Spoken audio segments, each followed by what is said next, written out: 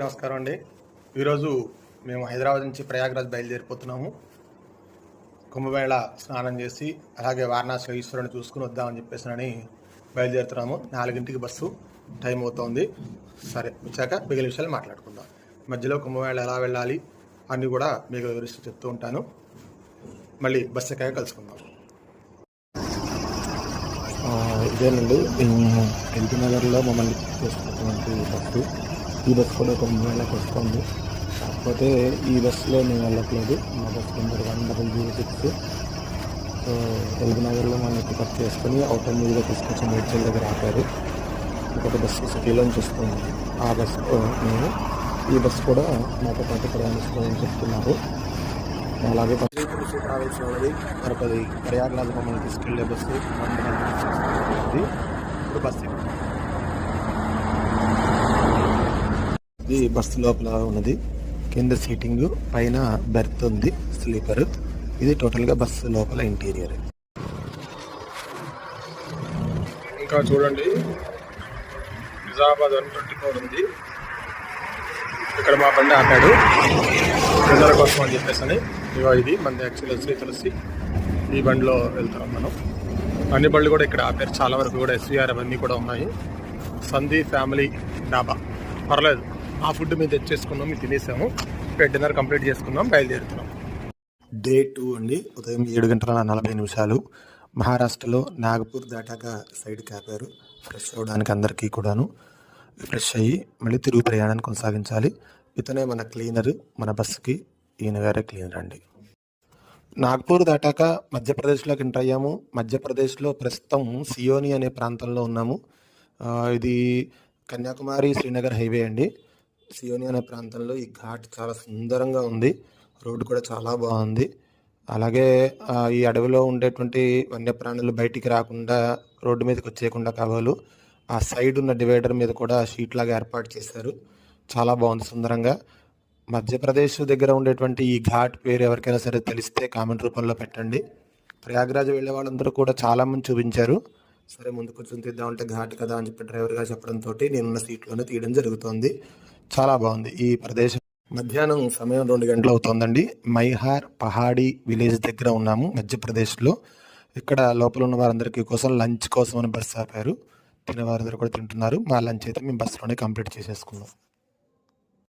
రేవా మిర్జాపూర్ రోడ్లోకి ఇలా petrol bunk దగ్గర ఆపారు ఫ్రెష్ అవ్వడానికి. సాయంత్రం సమయం 5:45. మరికొద్ది నిమిషంలోనే మేము ఉత్తరప్రదేశ్ ప్రయాగ్రాజ్ చేరుకుంటాం.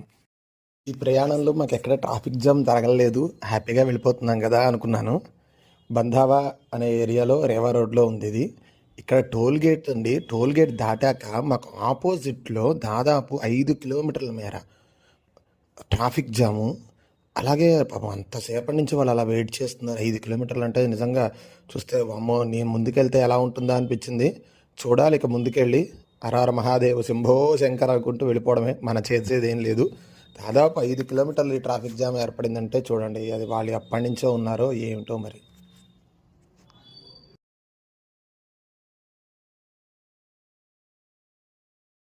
రేవా రోడ్లో మా ప్రయాణం కొనసాగుతూ ఉంది. సొహాగి అనేటువంటి ప్రాంతంలో ఉన్నాము. ఇక్కడ ఒక కొండ దగ్గర నుంచి కూడా బస్సు కిందకు దిగుతూ ఉంటే ఆ కింద సిటీ అంతా కూడా లైటింగ్లో చాలా అద్భుతంగా కనిపిస్తుంది.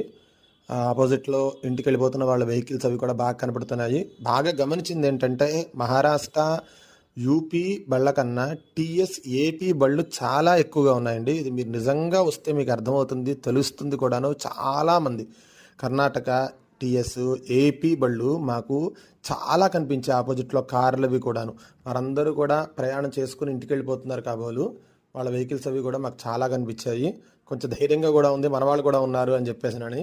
ఒక రకంగా బస్సులో అంతా కూడా మన వాళ్ళే ఉన్నారు. కానీ అది ఎంతైనా మన ప్రదేశం కాదు కాబట్టి కొంచెం భయం అంతే. హలో అండి, మొత్తానికైతే ప్రయాగ్రాజ్ చేరుకున్నాము. అదంతా టైం వచ్చేసి 9:16 అవుతుంది. ఇక్కడికి 8:30కి వచ్చాము.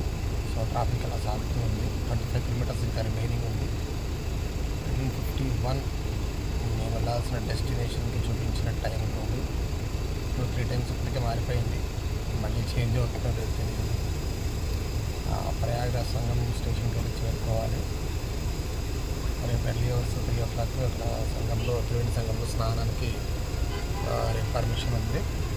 చూడాలి మరి అక్కడికి వెళ్ళాక ఏం జరుగుతుందో. ప్రయాగ్రాజ్ నైనీ జంక్షన్ యువతల ఉన్న పార్కింగ్ ఏరియాలో మా బస్ అది కూడా ఆపేశాడు. అక్కడి నుంచి కూడా ప్రయాగ్రాజ్ వెళ్ళిపోవాలని చెప్తున్నారు. సరే దిగేసేసి ఈ ర్యాపిడోస్ బైక్స్ దొరుకుతాయి, తర్వాత బ్యాటరీ కార్ కూడా దొరుకుతుందని చెప్పారు. మేము ఒక బైక్ బుక్ చేసుకున్నాము. అక్కడి నుంచి బయలుదేరి బైక్లో ప్రయాగ్రాజ్ సంగం స్టేషన్ దగ్గర మేము తీసుకున్న పెయిన్ గెస్ట్ హౌస్ దగ్గరికి చేరుకుంటున్నాము. రాత్రి వేళ కూడా కుంభమేళాకి ఎంతమంది భక్తుల రద్దీయో, నడుచుకుంటూ వెళ్ళేవాళ్ళు నడుచుకుంటూ వెళ్తున్నారు, వెహికల్స్లో వెళ్ళేవారు వెహికల్స్లో వెళ్తున్నారు. అలాగే పై ఎత్తున ఈ బండ్లు, అలాగే బ్యాటరీ వెహికల్స్ అన్నీ కూడా చాలా తిరుగుతూ ఉన్నాయి. ఎవ్వరికి భయం అన్నది లేదండి. నిజంగా లైటింగ్ వెళ్తున్న టెంట్లు, ఈ కేబుల్ బ్రిడ్జ్ ఇవన్నీ కూడా చూసుకుంటూ రాత్రి సుమారు దాదాపుగా ఇప్పుడు టైం 11:30, 12 కావస్తుంది. ఈ సమయంలో మేము వెళ్తున్నాము. ఇంకా రాత్రికి రూమ్ చేరుకుని పోతాము. రేపు ఉదయం స్నానం అది కూడా జరుగుతుంది. ఇంకా ఈ వీడియోని ఇక్కడితో ఎండ్ చేసేస్తున్నాను. డే 2 అండి. డే 2లో మా ప్రయాణం అంతా కూడా జరిగింది. రేపు ఉదయం ఇంకా స్నానము, అలాగే ఇక్కడ ఉన్నటువంటి అమ్మవారి యొక్క దర్శనం అది కూడా ప్రయాగే మాధవేశ్వరి అమ్మవారి దర్శనం కూడా చూద్దాం. జై శ్రీ.